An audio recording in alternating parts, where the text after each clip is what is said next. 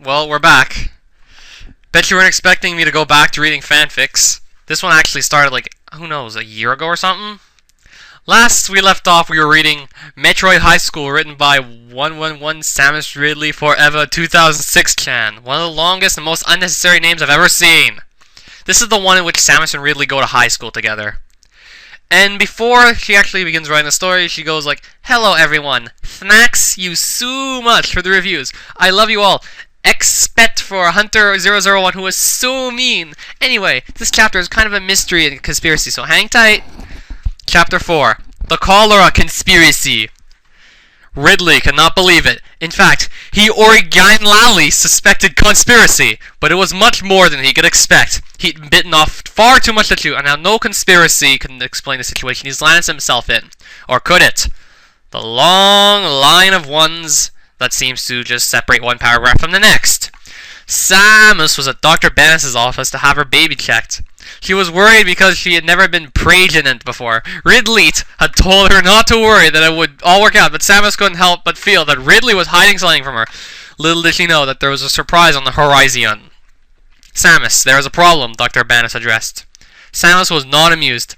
"What is it?" Samus cautioned Leander. "It seems that there was a repercussion of your sins," Dr. Bennis scolded. Samus was shocked by the lack of religious toleration in this establishment. "What seems to be the issue?"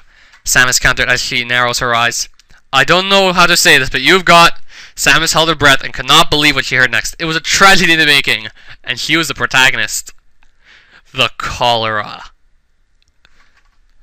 Next paragraph. Samus fell on her bed and was broken into tears. It was impossible. It was impractical.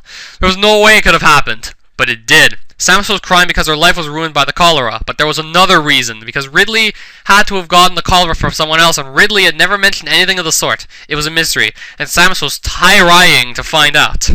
Next paragraph. Around that time, Helen decided to give her friend the call. She was worried because Samus had just experienced her first pregnancy exam, and it was time to hear the results. Samus' phone rang and she picked it up. "Hello?" she inquired the person on the receiving line. "Samus, how did it go?" Helen grilled the girlfriend. "Helen, there was a surprise," Samus tearfully made note to appear. "Is it a good surprise?" Samus paused to catch her cool and composure. "Helen, I have the cholera!" she declared with vengeance. "Ah!" exclaimed Helen with a scream of the gods. It couldn't be, but then, maybe.